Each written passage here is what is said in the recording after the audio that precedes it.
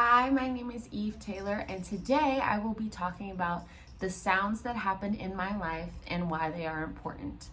To do this, I actually did take a anthropology of sound course this past semester, so I got to learn a lot about sonic environments and acoustomology and just how to pay attention to my ears. So when I saw this prompt, it was really exciting to get a chance to practice those skills that I had gained in that class.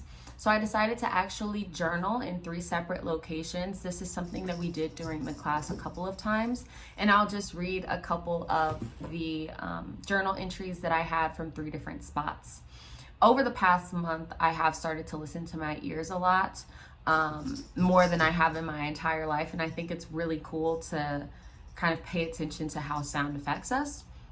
And to understand the acoustomology of my life, I explored the soundscape of and space of students, going to my classes, things like in study sessions when I'm just sitting with my friends, and also at work, because those are kind of the 3 major locations that I'm in most of the day. So I will do a journal, or I'll read portions from a journal entry from each of those locations. And my goal for the journal was to try and practice explaining these sounds that I hear in a more technical / specific way, just for further reflection, or to just see like, oh, this is cool, I guess.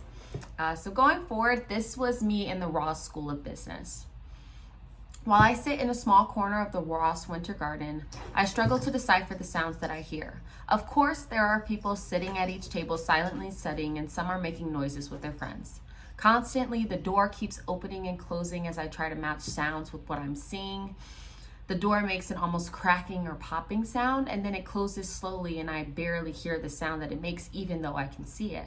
There's a constant buzzing in the building that kind of gives me the inclination that there's airflow or some kind of air conditioning going on. There are keys jingling in someone's pocket, or at least I think they're keys. It could be change. There are 3 people walking up the steps, and their steps are very staggered and heavy. I can hear people talking. Sometimes it sounds like it's close, and sometimes it sounds like it's far. This second journal entry is from my friend's house. I'm sitting in the living room of my friend's house as I write this, and for the most part, it is silent. I hear 2 keynote sounds: the dryer running, which sounds like a higher pitched thumping noise, and the air conditioning, which sounds more like a crackling buzz that's constant. I could hear her footsteps get closer down the hall as she moved towards me, because she dragged her feet just a little bit. She started to make shuffling noises with papers and the zipper on her backpack as she sat down. If I had my eyes closed, I would know exactly what she was doing, because the zipper sound is so distinct. I can hear her breathing. I love closing my eyes for a second and just listening to the empty space.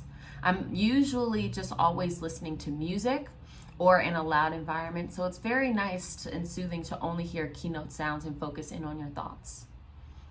This last excerpt is from a journal that I wrote while at work. I can hear footsteps above my head walking back and forth, my manager's chair squeaking slightly as she swivels in it, and the actual elevator humming as it waits for someone to push the button. The phones never stop ringing after a certain point in the day, because we always have residents calling in about something. I hate the sound of the phones ringing en masse so much that I mute my phone and just wait for it to light up. The sound is almost an unpleasant signal that lets me know that someone has a problem. The soundscape of all of these remind me of a Jonathan Stearns journal. He wrote Sounds Like a Mall of America, and because he understood and embraced all of the intricate sounds that were made at the mall, even down to the music and where the speakers were located to kind of create that mall ambiance. And I think that in my personal life, sound, I'm not sure if you guys could hear, but my cat is playing with a toy in the back. So that's also another sound at home that I'm just always hearing, and I've kind of learned to ignore. But I think that in general, we don't pay a lot of attention to the sound, or even our ability to hear sound we take for granted. Our eyes are kind of the windows to the rest of the world, so people ignore the ears and they kind of turn them off. But I am very excited to kind of share these tidbits of sound from my life, other than my cat making noise, the air conditioning at my friend's house, the phones ringing at my job. I'm sure there are so many that I'm missing, but I'm glad to kind of let you guys know a different part of me. Thanks.